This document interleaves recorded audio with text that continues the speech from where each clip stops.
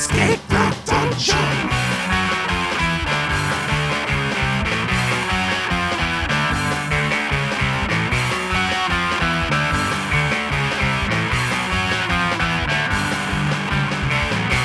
Hello, everybody. This is Escape the Dungeon, the podcast where we ask you to join us as we explore the world beyond the world's oldest role-playing game, and the podcast where I read the intro every time and nobody else gets to. My name is Mike Cripps, and I will be your host and game master, and I am joined by three stellar players. Zach Brass. I wanted to read the intro. Dom Brass. I honestly didn't. And Nate Brass. I wasn't particularly thinking like, oh, I really want to read the intro, but I think I do a great job. Each season we will be playing a different tabletop role-playing game. This season we are playing Scum and Villainy, a Forged in the Dark game, published by Evil Hat Productions. Woo! You guys, it is the week of a major American holiday that I will not name because this episode's going to come out 7 months from now. Well, hopefully not. I mean, based on our recently discussed schedule, maybe only like 5 months. 7 months from now. But it did have me thinking. Happy 4th of July, everybody! Shut up. Yeah, you won't be able to guess. God! There's a prize for whoever guesses correctly which holiday. You just have to send it to Mike's email. I will give a very specific reference that if someone can somehow figure out what this is a reference to, it is a reference to something with today's date. And so if you figure it out, more power to you. But if you have a guess, you can send that to ronald@mcdonalds.com. Oh, I can give a hint. Recently I just started watching the show His Dark Materials.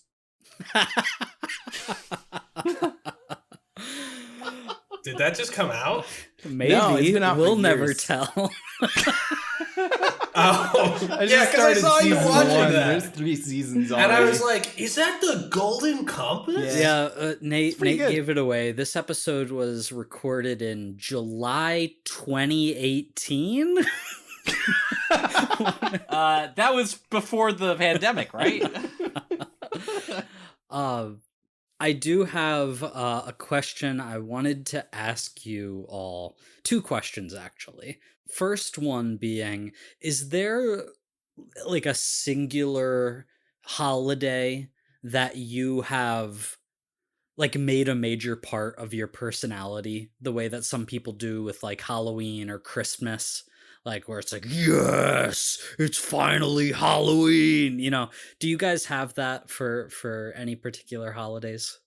I like Halloween. I dress up. Yeah, Nate definitely does a good job on Halloween, and I really, enjoy Christmas, but, not in like a creepy way. You're not the kind of guys that like celebrate the holiday for like an entire month. I bought a Christmas tree last year and never set it up, man. Yeah, dude. We had a pretty banging Christmas tree last year, and Tyler put a train around it. Nice. Dom gets really into 4th of July. I mean, 4th of July is cool. And, like, I like Halloween. It's all creepy and stuff, but I really don't like how play you it. get a day off on 4th of July. Yeah, I mean, I don't know. It's just, I like all the holidays for the holiday. But I'm not going to celebrate it for a month. It's like one day for a reason. What about your birthdays? Like, are you guys like, it's my birthday, guys? Like, do you make a big deal out of your own birthdays?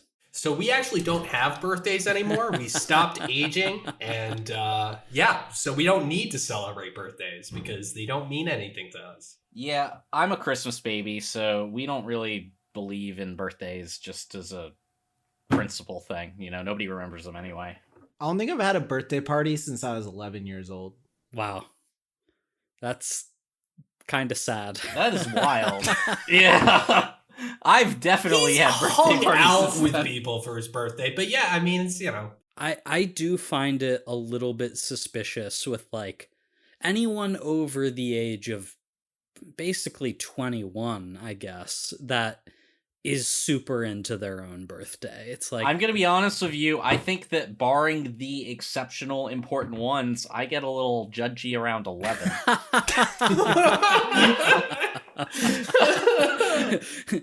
You're 13, kid. It's not a big deal. I mean, look, it's fine. You could be happy, but like, get over it. It happens every year. We get it. You were born.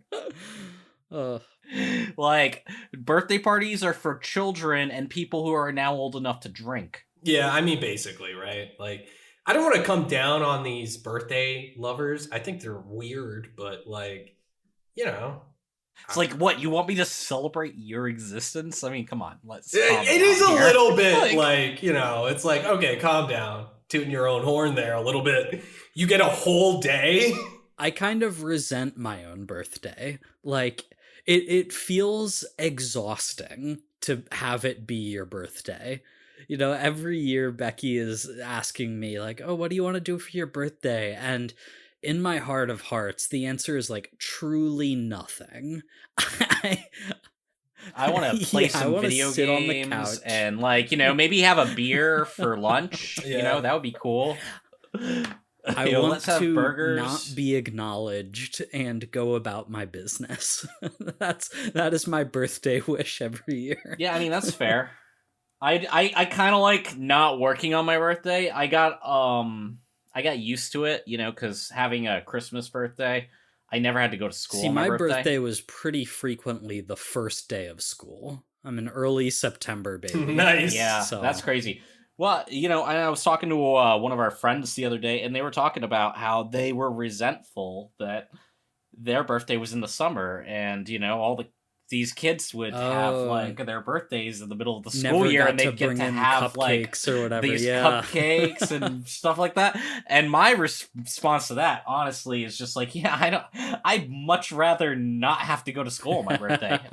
Yeah, and also I resented having. I think I took like cookies or some crap in one day. I hated that I had to do that. Of course, people were paying attention to you. Yeah, I know. I didn't want to draw attention to my birthday or my anything. It's like, oh my god, are you kidding me? I have to tell people to celebrate me, and all the kids are gonna sing at me? Fuck that. Yeah, I have to draw their attention, and it's like, oh, hey, here's a thing that you want. Like, nah, man, it was nonsense. Well, on the subject of Dom hating people paying attention to himself, you guys want to get on with this podcast? I appreciate Ooh. your attempt at a segue there, Nate. I'm gonna interrupt it real quick just to say that people singing at me is truly one of my worst nightmares. And Well, And good now- to know. Yeah. Oh, dude, we are going to use that, though. Man. and now let's get into it.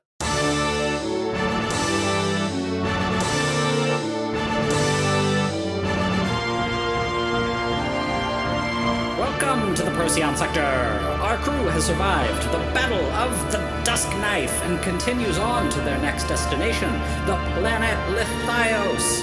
With allies, the Cult of the Seekers, they seek a mystical way artifact buried beneath the planet's frozen crust.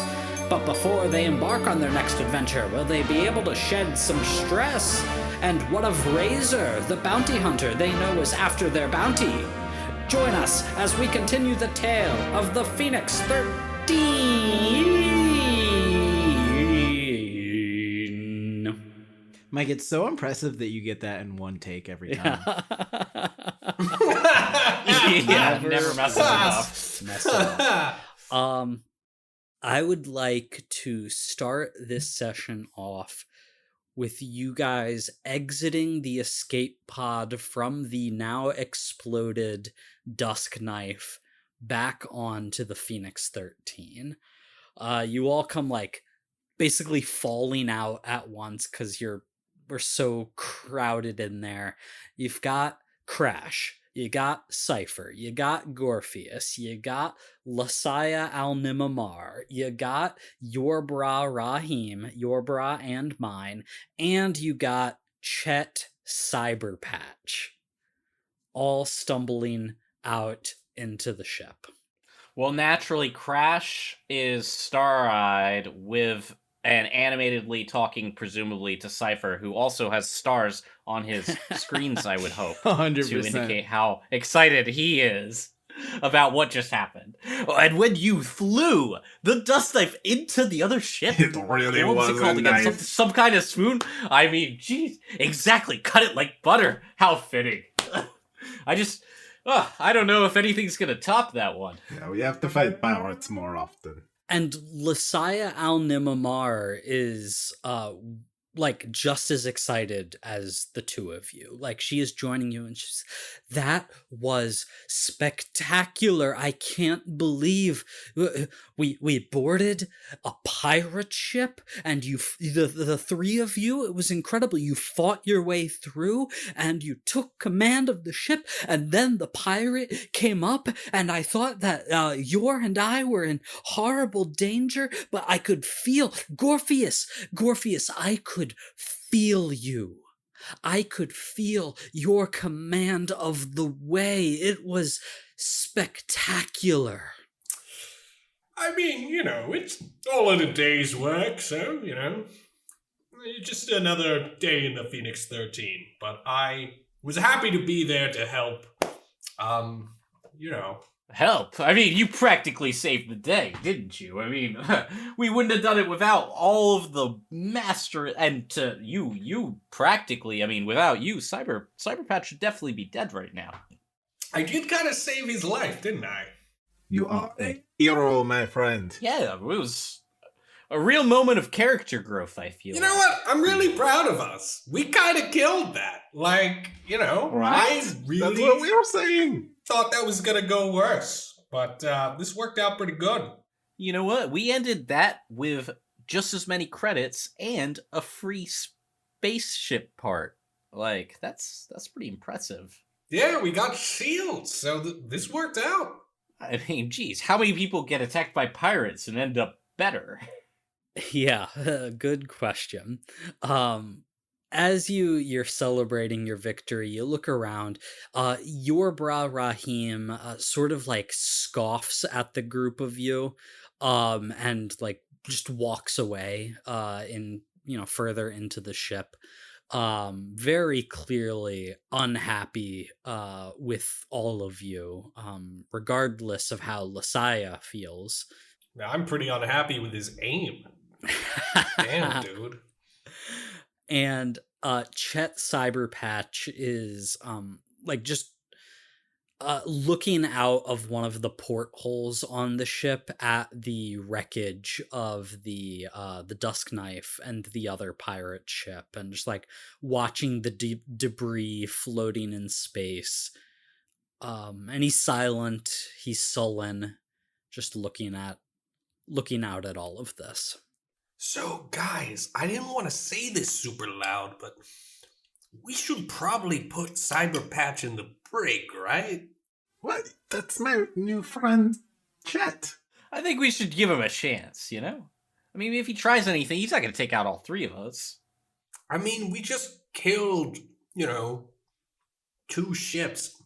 I think we're giving him a chance by, saving his life and not letting him blow up on the other ship. Well, I mean, if you want to break it to him, that's fine, but look at the man.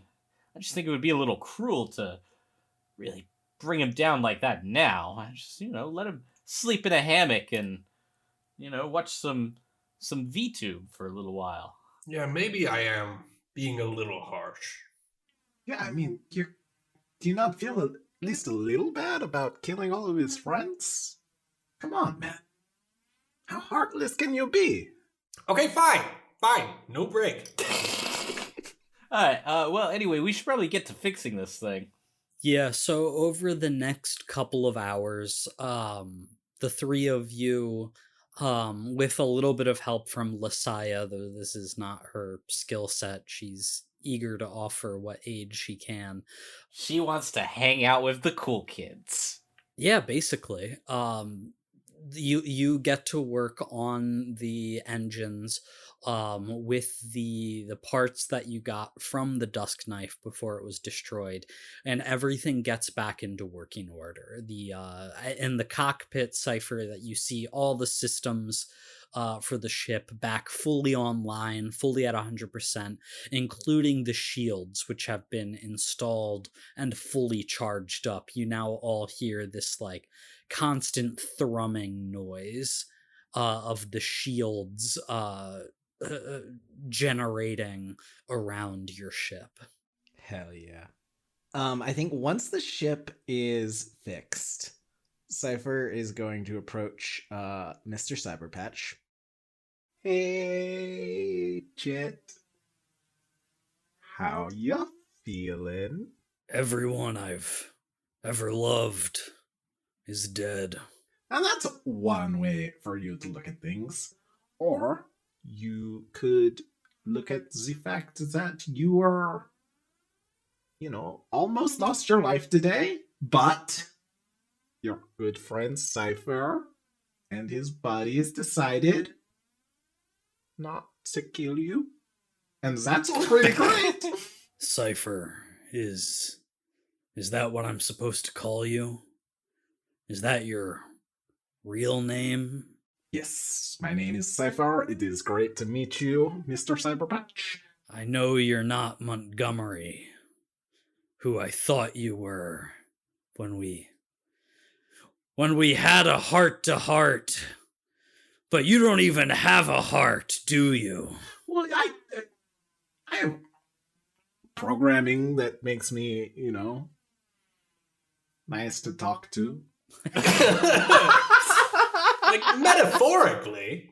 Like, I don't know really what your art does to make you feel. Like, it's just a blood pump. I have pumps.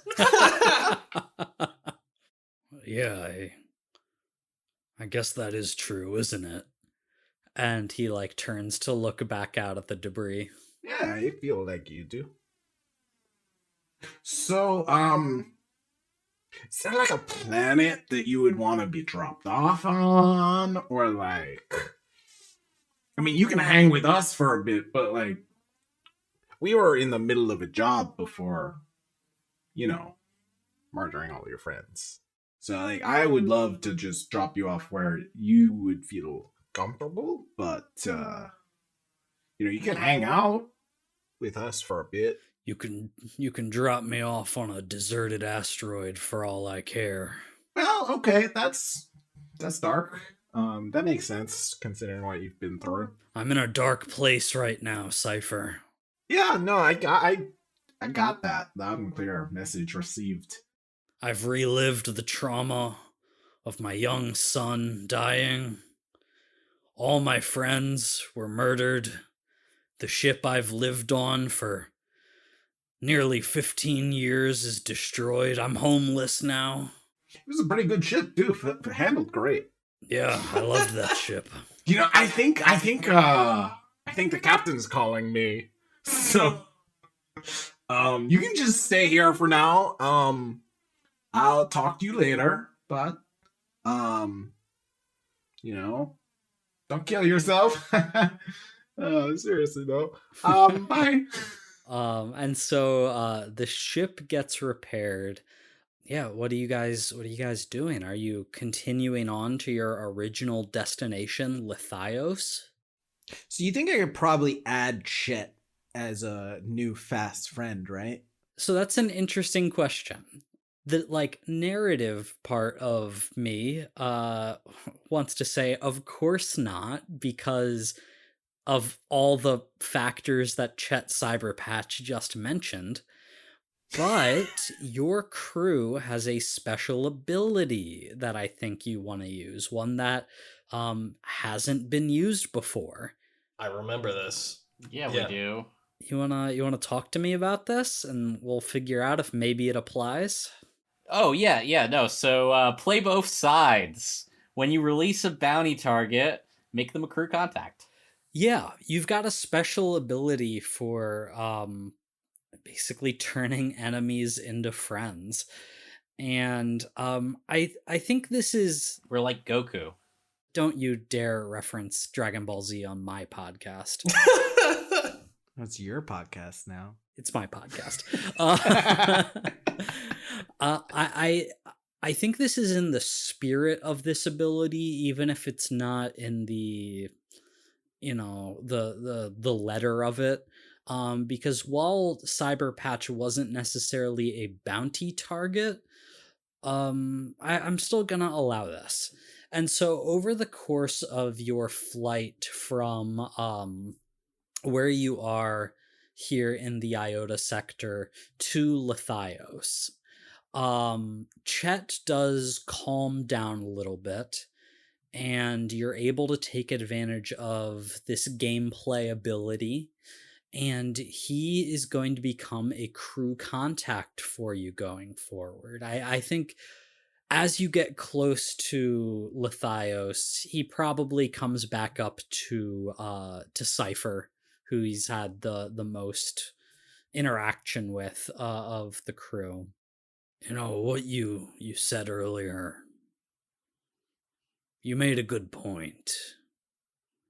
I am grateful to be alive.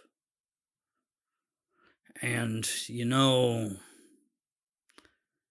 my son Henry, he was just a boy when we lost him. And any father, they want to be their kid's hero, right? And maybe I was to some extent, but there was always some part of me that knew he was a little disappointed in me. That he knew that deep down, maybe I wasn't quite a good man. And so maybe this is a chance at a fresh start. Henry's not here with me physically anymore, but he'll always be here. And he touches his chest where his heart is. In my pump. Maybe I can try to be the man I should have been for him in the first place. You know, Chet, I've never really understood you humans and your fascination with your makers. But I respect it. I respect you, my friend. I hope to see you again in the stars. He pulls you into a hug. I hug him right back. And this time you know that he's not hugging the person he thinks you are, but the Urbot you actually are. We'll cut from that to you guys arriving at the planet Lithios. And as you approach this planet, this frozen ice planet, you see that orbiting around it are these like massive mirrored satellites that are reflecting light from this sector's from this system's star down onto the planet. And as you approach Lithios, you see that basically surrounding the entirety of the planet are green and purple aurora lights that shimmer as you descend through them towards the planet's surface. Before we go to the planet's surface, can we use our long-range scanners to try and detect what's his face? Yes, you absolutely can, and that was something I was going to address. For in the descent towards the planet Lithios, you do get a ping on your long-range scanner. A ping from the tracking beacon that you placed on Razor's ship that tells you that his ship is also on this planet, which, if you might recall, was one of the two possible leads that you and Razor were given about the bounty you were hired for. The bounty that you have, as of now, decided not to pursue immediately. So, should we once again just follow Razor and steal the bounty from him when he gets to the ship? I mean, while he's here. Well, I think we should check with Messiah. Well, yeah, you go talk to Lasiah, see what's going on there, and if it's gonna be a while, then maybe, we just sneak on over there and just check on what they're doing while, we're handling this. I am going to tick off a couple segments of the clock that we established a few episodes ago about Razor attacks. I am going to tick off one segment for having to do an entire job in between when I started this clock and now. I forgot about that clock. I didn't. And I'm going to tick off a second segment because of the complication of your ship needing repairs. Both of those things were pretty time consuming to deal with. So 2 out of 6 segments of the Razor attacks clock are currently ticked. Honestly, you'd expect him to have been done by now and attacked us. We did a whole mission and repaired our ships in that time. It's just kind of a little pathetic. This is Razor we're talking about, okay? Yeah, you're right. Well, it just goes to show exactly what we've been saying about this loser the whole time. He's just simply not cut out for this. We're gonna somehow manage 2 jobs. No, we're gonna manage 3 jobs, all in the time it takes him to screw up one. Okay, I'm gonna go talk to Lasiah if you guys want to keep doing this. But I'm gonna brainstorm over here. All right, you go check on your girl and tell us what's going on. Gorpheus goes to check on Lasiah. And as you go to check on Lasiah, Gorpheus, she is sitting in like the little mess hall.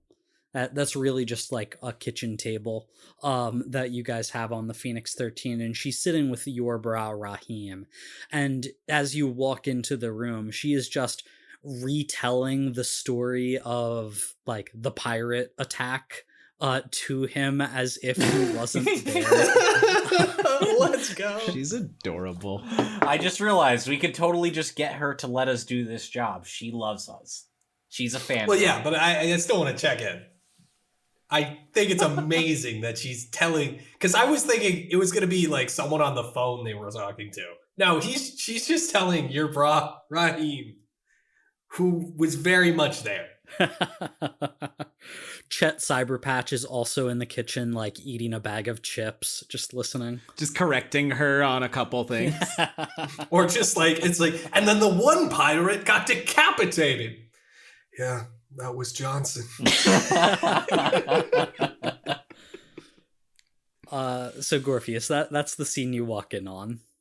Yeah. So I walk in. Hey, Lasiah. Oh, Gorpheus. Your bra Rahim. It's good. Gorpheus. It's well. So we're at Lathios. So I just wanted to touch base on the game plan to help accomplish your mission. Oh, yes, Lasiah says. And when you mention the job, what you're here for, her excitement shifts slightly in her face. She goes from like bubbly and excited to incredibly focused in an instant. And she says, yes, Gorpheus, based off the ritual that we performed and the vision that we saw, the artifact we see, it must be in a crevice or a cave of some sort, a canyon perhaps, in the ice. This is a large planet. My understanding, it is largely unmapped, so it will take some time to try and find where we go. We don't want to wander aimlessly on the ice. We should land at Solitude Colony. That is the name of the largest settlement here. If we land at Solitude Colony, I believe we might be able to find the resources and information that can point us to the right direction to find the artifact. Okay, cool. Solitude Colony. Sounds like a plan. We'll probably, we might do a little bit of poking around on the way. I don't know how far away Solitude Colony is. There's a bounty hunter somewhere who wants to kill us, but it's not really anything to be worried about. But he's incidentally, we're working on a mission together, or competing, I guess. And we're gonna check on him at some point and see if we can kind of get a lead from him. But just letting you know. But Solitude Colony, I will talk to the captain. Your brow Rahim stands up from the table and he aggressively tosses his cup of coffee in the sink. And he's like, really, a bounty hunter's after you? Pirates, bounty hunters? Is there anyone in the Procyon sector who doesn't want to kill you idiots? Well, I don't think the pirates wanted to kill us. They wanted to steal from us. And the bounty hunter isn't being paid to kill us. I just think he incidentally wants to kill us. Not that he will. And certainly that he can. I mean, obviously, we took him out with one sleep dart last time. It was crazy. But I'm going to go talk to the captain. You guys are doing good. Is tea better, your bra? He rolls his eyes and walks out of the room. Cool. Super excited. You hear him mumbling to himself as he walks away. Is tea better, Rahim? Is tea better? You want tea? I'm Gorpheus. Honestly, I feel cooler. I head to the other guys wherever they're hanging out. Yeah, you guys regroup, and Cypher, as Gorpheus shares this information for you.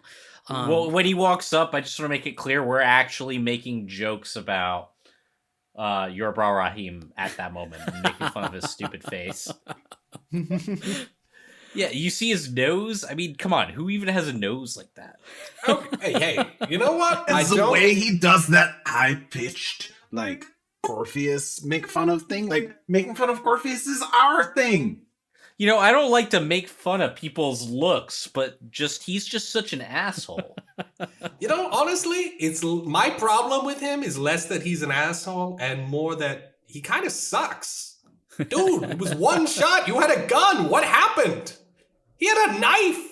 Oh my god. Sorry, guys. By the way, Solitude Colony, and I explain. Mm-hmm. Our settlement. And I explain everything to the guys as we continue to make jokes. And I bring up how we were clowning on Razor as well. So where is Razor close to Solitude Colony, or is that a completely different area from where he's landed?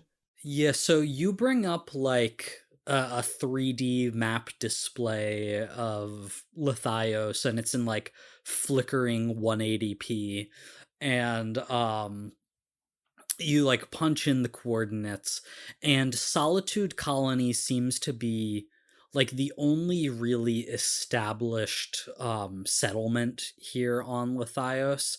The rest of the planet on the hologram just seems barren wastes with the occasional ice structure thing rising up out of the ground.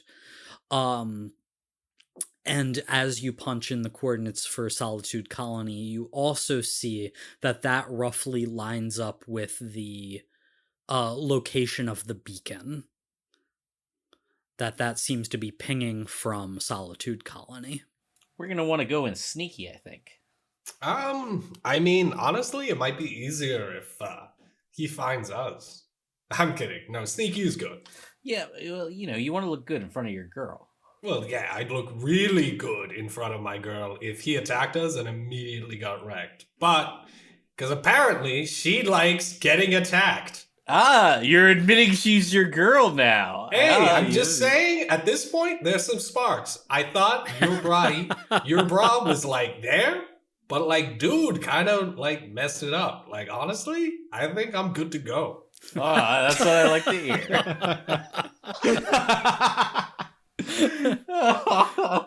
So, Garfius, I had an idea.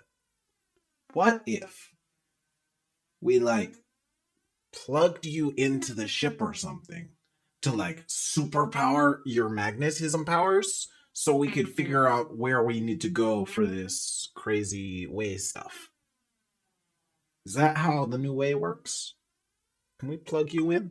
The thing is, and I've never been plugged in before, but kind of sounds like hardcore meditation. And if the ship has systems for that, I mean, I think it sounds like a great idea. All right, so we park at Solitude, do some partying for a couple days, and then we get on the plans. Yeah, I mean, kind of seems like a no-brainer, right?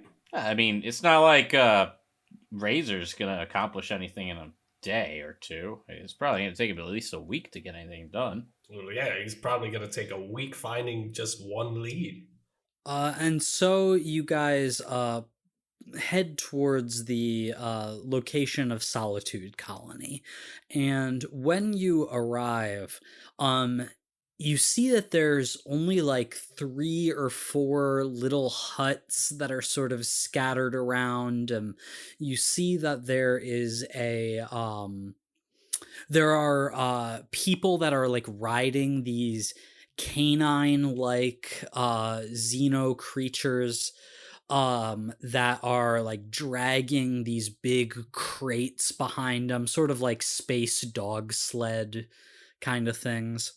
The people you see are wearing big puffy spacesuits and goggles and really prepared for seemingly sub-zero temperatures. But in the middle of this tiny little settlement, you see what looks like a massive landing pad for starships. Huh. Not really much of a tourist destination, eh? I don't suppose they got a spa around here. I mean, they probably have a spa, right? They have spas everywhere. At least one, right?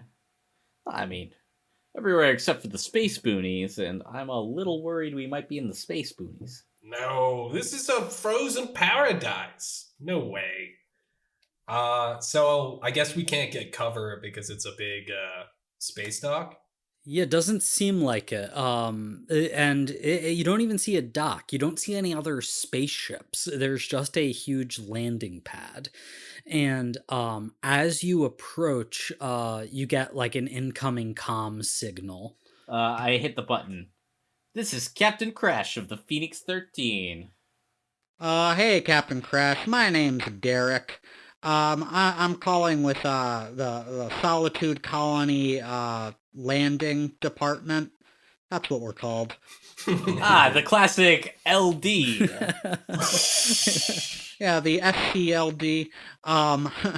Well, can you please state the name of your business, or the nature of your business here in Lathios? Well, this is a scientific excursion. Scientific excursion. Okay, great. You're gonna wanna land and lock in at docking station number 3. All right. Docking station number 3. You get that, Cypher? Copy that, Captain. And you see that there are a few different landing spots on the landing pad. And you go to the one that is very clearly labeled number 3. And the Phoenix 13 lands down, and you feel some mechanisms are latching themselves onto the ship, locking it in place. And once those are settled, after a couple of minutes, you feel the ground below you begin to shake slightly. And the Phoenix 13 begins to descend underground as it is lowered by this mechanism. And as it lowers, it takes like 15 minutes. It's very slow. But eventually, you get lowered on this like elevator shaft down into a docking bay full of starships. And you see a sprawling underground subterranean settlement spreading out before you with a big sign in front that just says like, "Welcome to Solitude Colony."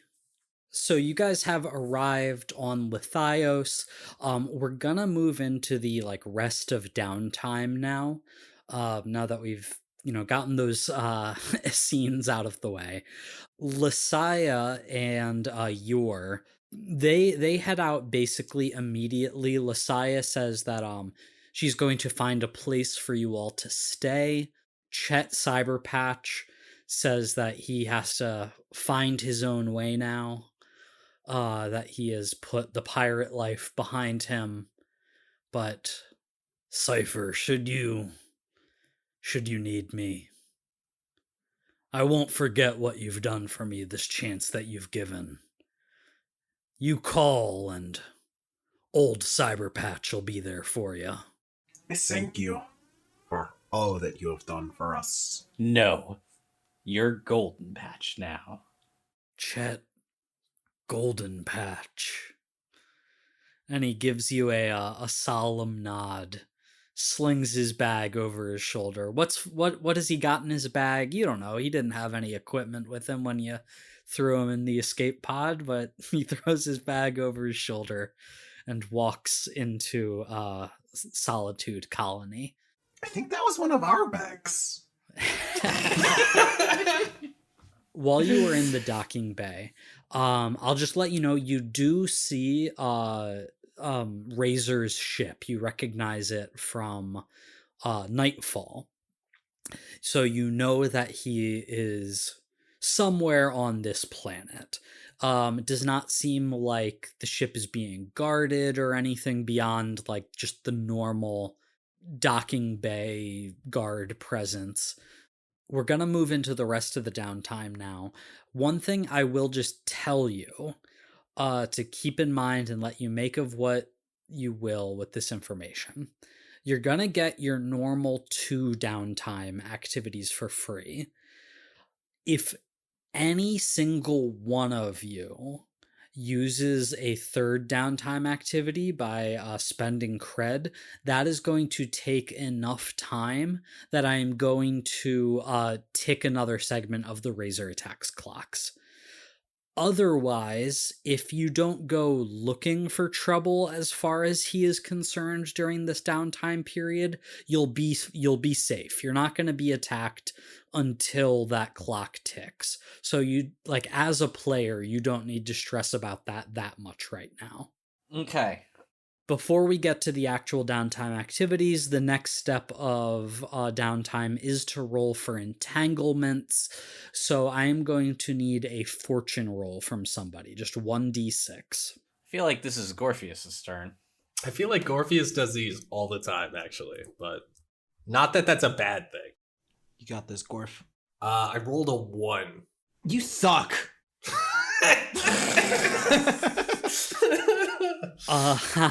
So that is a 1 on the wanted level 0 entanglement table because you're in a new system. So you're not wanted. You're pretty close to being wanted after that pirate job, but you're not wanted yet. And a 1 on the wanted 0 table, you guys are gonna love this, is ship trouble. Are you kidding me? I got ship trouble already. Like, I rolled that. So it looks like the Phoenix 13 is just still maybe not quite at 100%, and you're gonna have some more technical difficulties at some point in the future. Dude, this ship is begging to blow up. Do we know that we're gonna have ship trouble in the future? Is this something we can prep for? Or is this just like we as players know that will happen in the future? Mike quickly realizing he shouldn't have told us that. Yeah, you do know.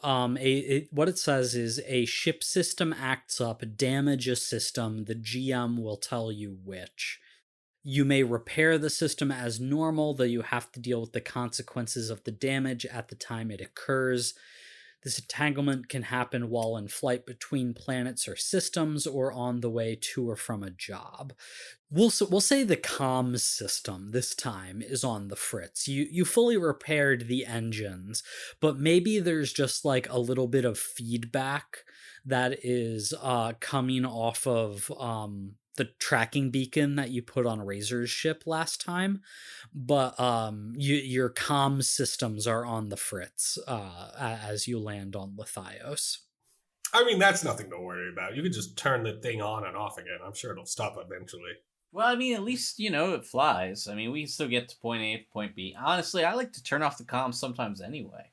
So that is the entanglement. Now we will move into the actual downtime activities. Same stuff is available to you as usual, taking care of your stress, taking care of your harm. Gorpheus, you got shot in the back in that last job, and that certainly still stings. The question is, can you do your harm in only 2 actions? Yeah.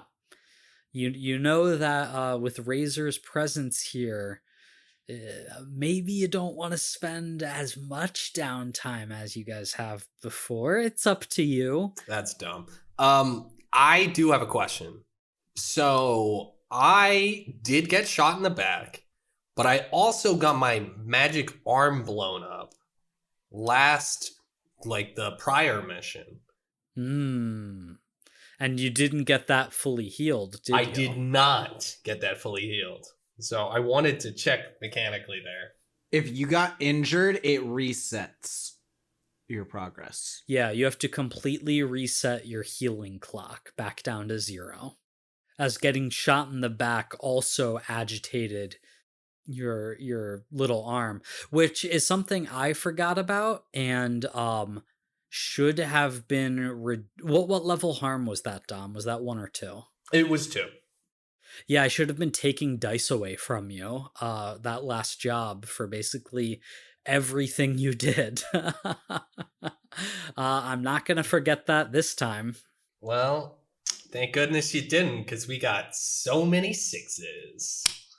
So I guess if no one else is going, I'm going to doctor myself. Okay, you can doctor yourself. You do have to take stress to do that, though.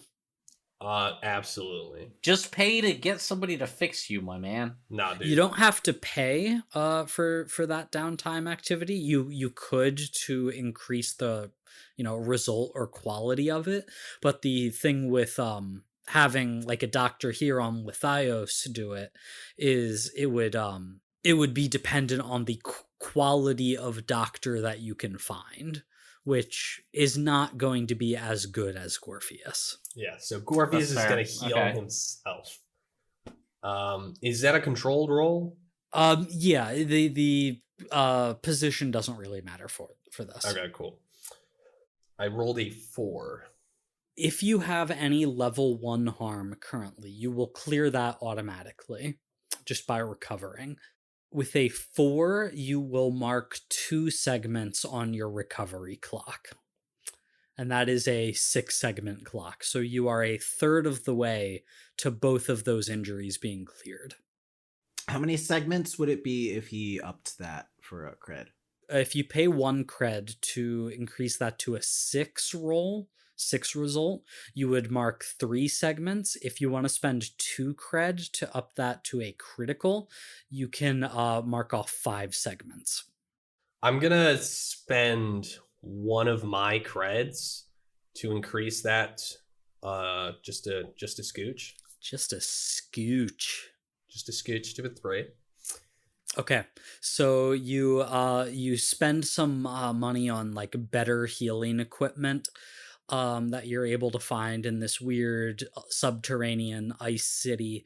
And you take some time, you put on some stress to treat your own wounds to your arm and your back, and you get about 50% there. I'm going to heal again. Okay, so you're going to spend both of your free downtime activities to recover. You're gonna be so stressed. Dude, I don't even know what that means. 4, so only 2 again. So only 2 again. Take one of our money. Get rid of your goddamn thing. It's important. Yeah, but wouldn't it be funny if I had -1 on all my rolls? Kinda. Yeah, but you're trying to impress your girl. Nate said kinda. I think that would be so funny because I will definitely remember it this time. But you have 2. It's fine. Dom, you'll definitely get injured if you in this next job. And then you'll have wasted your entire downtime for 2 stress and a cred missing. Yeah, just do the one. Just do the one. You already have multiple. But Captain Crash didn't get injured. Yeah, but Captain Crash is lucky. All right, fine. I'll pay for the extra cred and ruin the whole game. Sorry, Mike. These guys hate fun. And now I am broke. I'll take the trade of 2 stress and 2 cred for that. I think I still win on that. So that is going to be Gorpheus's 2 downtime activities. How about Cypher? I got a question. Sure. Would it count as a downtime activity to sneak onto Razor's ship and steal some of his comms equipment to, in the future, fix our ship? Yes, I would consider that acquiring an asset, which is a downtime activity. Okay, I would like to acquire an asset for one of my downtime activities. And as the second, I'd like to de-stress by going to the perfectly timed annual Sanctuary X Games and place some bets on some hoverboard snowboarding. Okay. What order do you want to do those 2 things in? I'm going to place my bets first. Party a little bit and then get to work. So you are going to try to reduce stress. You are going to go ahead and roll the lowest of your 3 attributes: prowess, resolve, and the other one, I can never remember. Insight. All right, this is going to be a resolve roll because I am not likable. The lower is a 3. Okay, so you are going to clear 3 stress. Where does that leave you? That leaves me at a solid 5. 5, okay. And then you want to try to acquire an asset. After you bet on the Solitude Colony X Games, you decide to sneak onto Razor's ship and sabotage his systems and get repairs for your own. Let me ask you this before you roll. Which of those 2 things is, more important to you? Sabotage. Okay. The sabotage is more important. You might be able to do both. I'm sort of making this up on the fly because this isn't quite how acquire an asset works, but I think it's the closest thing to represent what you want to do. So, to acquire an asset, you roll crew quality, which for you guys is 0, which would mean 2 dice and the lower result. Here's my offer to you. You can either do that, or you can take 1 stress and roll an action skill instead. Give me that stress, baby. Okay. Mark 1 stress, one of the 3 that you just burned. And you can go ahead and roll whatever action skill you feel is most relevant to this. I think rig seems the most relevant to me. Yeah, that makes sense to me. Go ahead and roll a rig roll. That is a 5. A 5. Okay, so the result indicates the quality of the asset you get using the crew's quality as the base. A 4 or 5 would be equal quality. So you are able to get a tier 0 communications system parts from Razor's ship, as you are able to sneak on when nobody's looking, hack your way in, and just start ripping out wires and modules. This guy doesn't even have a better ship than us. So you get some tier 0 communications equipment from Razor's ship after you sneak on. If we were to tick off an extra tick in this clock of when Razor attacks us, could I also sabotage his engines? Are you making your own devil's bargain? Right? Yeah. I'm trying. That's not really how these downtime things work. What I'll say is, okay, here's the deal I'll make with you. For the result of 5, you get the asset of equal quality. To me, I don't think that is quite enough to reduce the Razor attack's clock.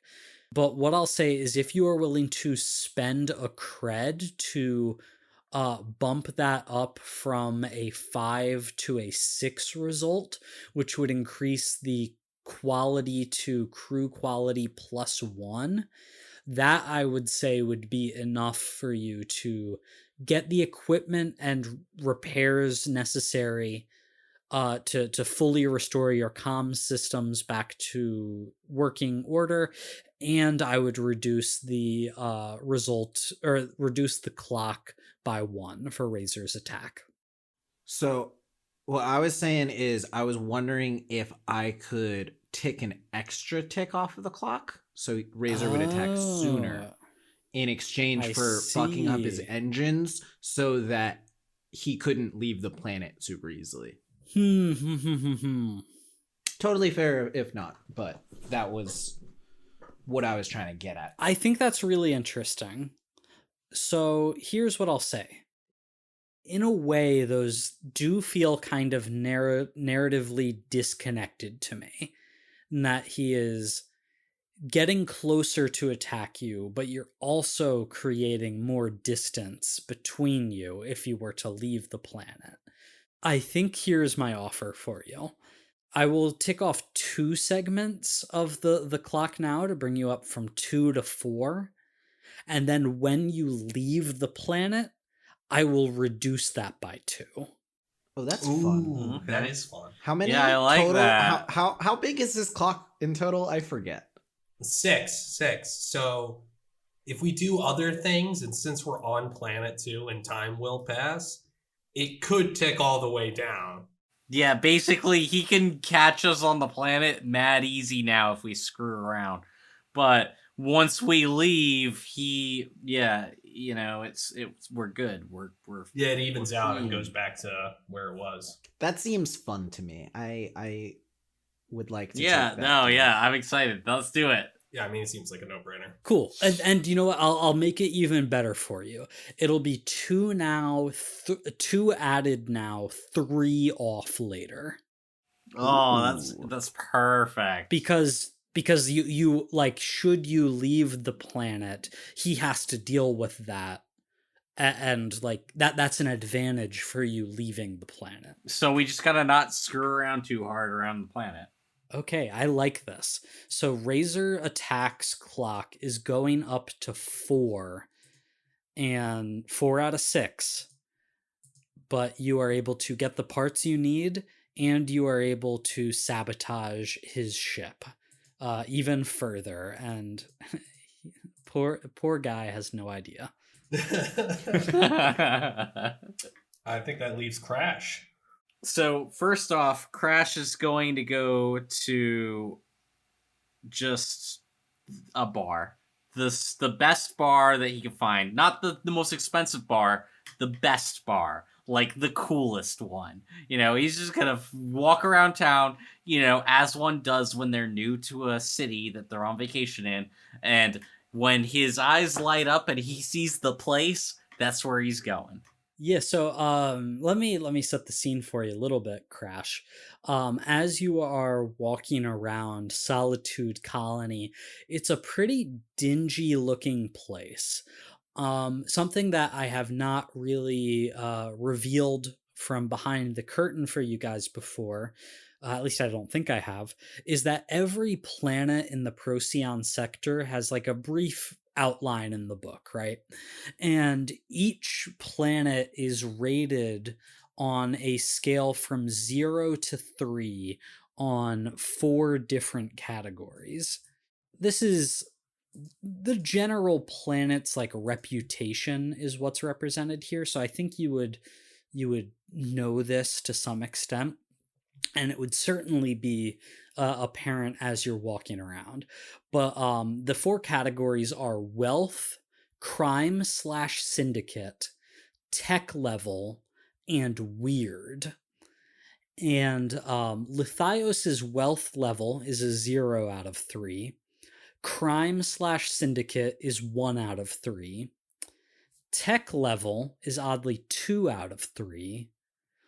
And weird is 3 out of 3. Let's go. Love it. Weird. So it's a pretty strange place for you guys all to be walking around.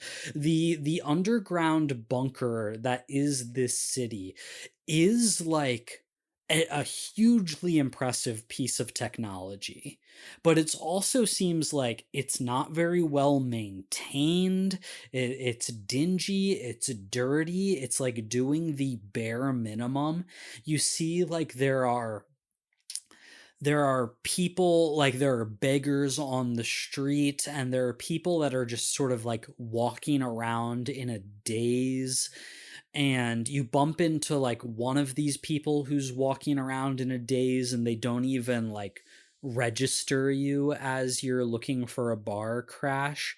And then like 15 minutes later, you bump into another person walking around in a stupor, and they look identical, like literally identical to the person that you bumped into before.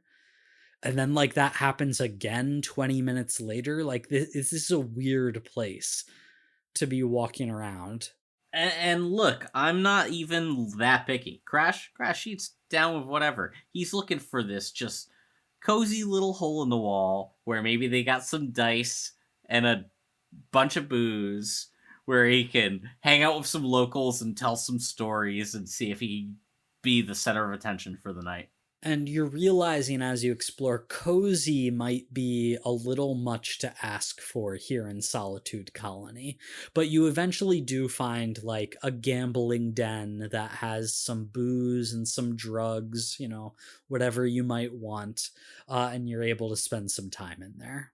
All right, so indulge vice.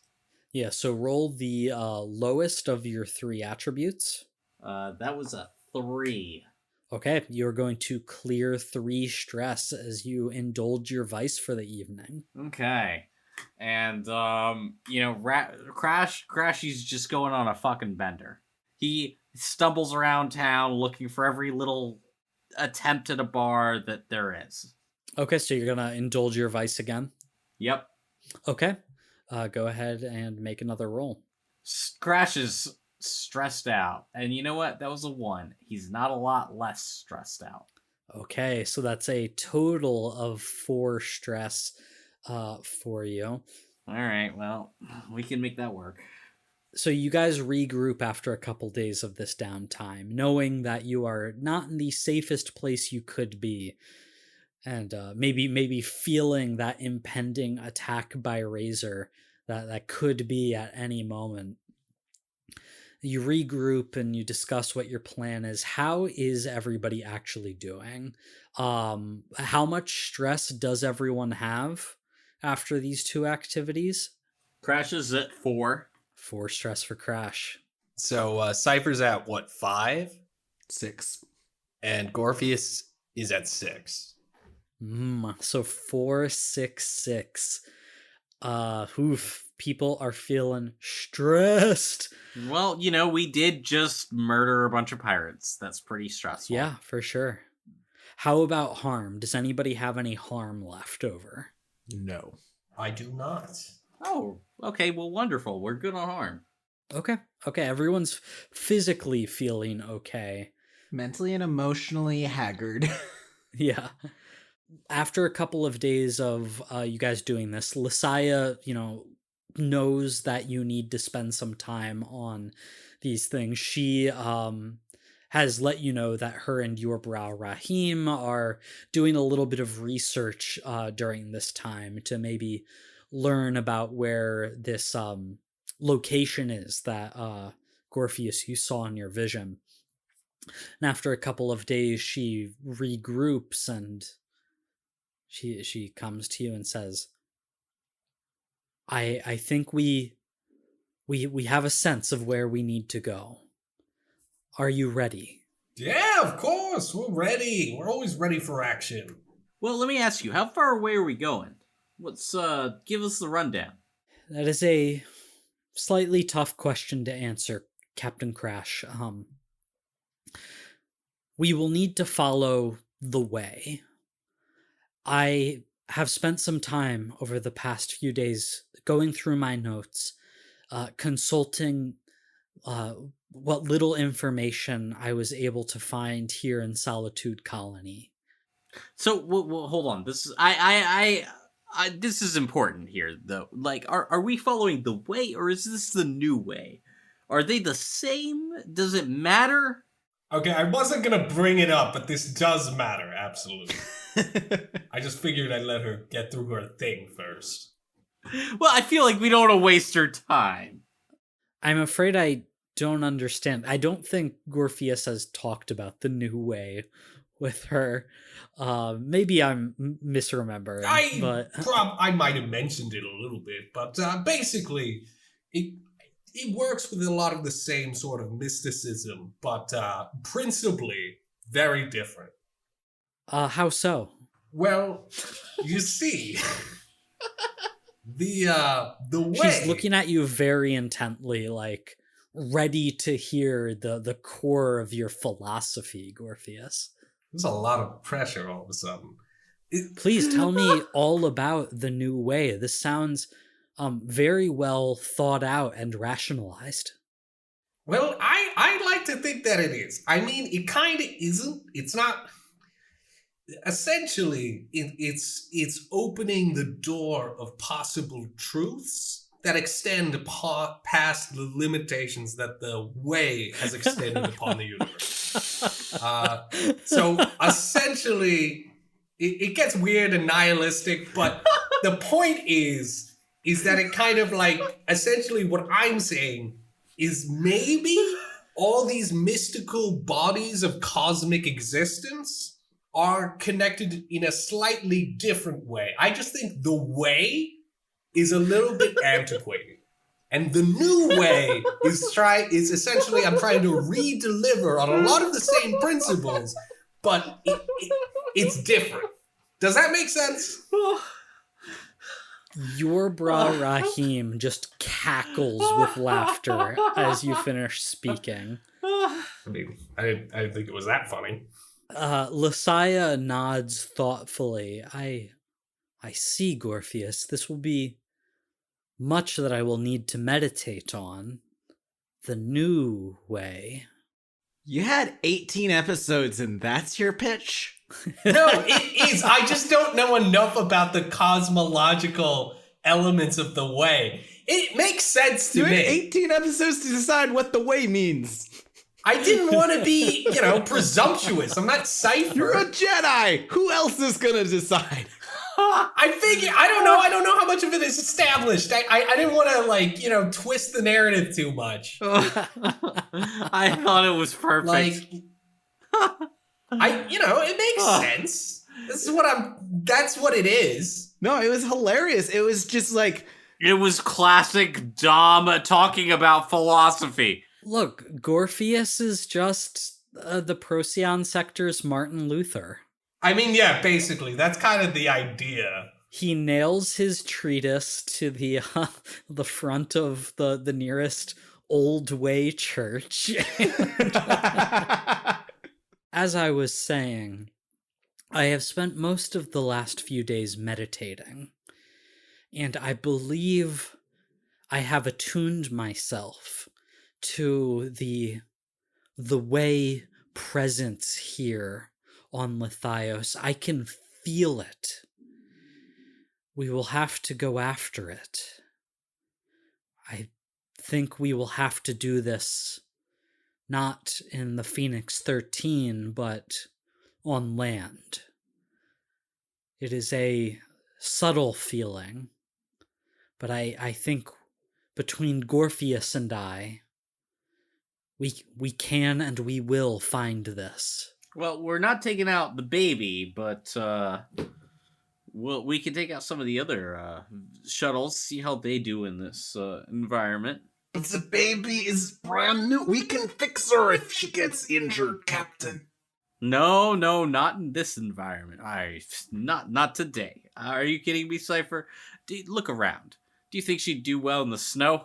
Hey, guys, I just realized we could have sold that thing for 6 cred. I wonder how much it's worth now.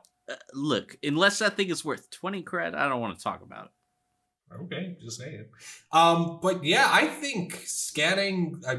Would the vehicles inhibit our ability to engage with the way? You think in this? Not based off what Lisaya is saying. No, then yeah, I think the vehicles are a good idea. Oh wait, does Cypher have a working speeder? The baby. That's what we were talking about. We'll use the other one as like a pack mule for everyone's luggage, and we'll have to cross on foot because we don't have enough seats for everybody anyway, regardless of how many of our speeders we use. So I think it makes the most sense to do it this way. Well, it will just be the 4 of us. I will join you, and Yor will stay here at Solitude Colony and act as he will continue Plotting against us. No, Yor is most trustworthy, I assure you. I know that you have not gotten along with him. He may be your Bra Rahim, but he's not our Bra Rahim. He is your Bra Rahim. That is his name. No, I must agree here with Lisaya. He is my bra, Rahim, okay? No, he's your bra, Rahim. And he will continue his research here while we go out in the field and search for the artifact, and we'll remain in touch through the comm systems. Alright, but I'm locking the ship on the way out. You better pack all of your things. If I never step foot in that hunk of junk again, it'll be too soon.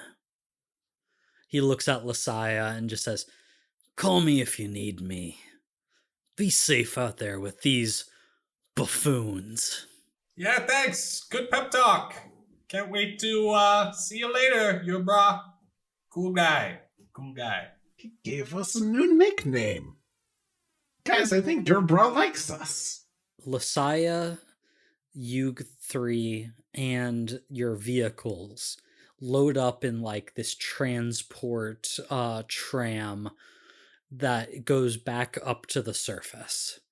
And it chugs along, and eventually the like blinding white light of Lithios's surface appears, and you see the green and purple aurora that fills up the entire sky once more. You know, you're all, I figure, dressed in, like Arctic survival gear. And Lisaya sort of orients herself and activates like the 3D hologram of the planet once more. And she says, "In our research, we found a large canyon, several clicks from here. And Gorpheus, I don't know if you can feel it, but that is the direction I feel as if I am being pulled. I think that is where we need to go, to find the artifact. My little goofy hand reaches out and feels for the way. And you do feel a presence that is tingling sort of in the palm of your little hand as you reach out in the direction Messiah points. I feel it too. Yes, not too far now. And I start heading in the direction of the pulley. Gorpheus, wait. We need to get on the vehicles. You're right, of course. And so you load up all your supplies and you begin heading out for the search for this way artifact.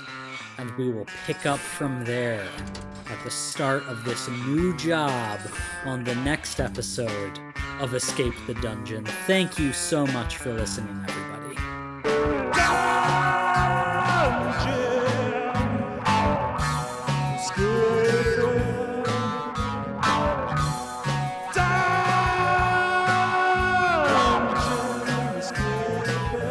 Thank you for listening to Escape the Dungeon. Escape the Dungeon is created by Dom Brass, Nate Brass, Zach Brass, and Mike Cripps, with editing and original music by Tyler Niddle. If you enjoyed this show, please consider subscribing and leaving a 5-star review on your favorite podcast app.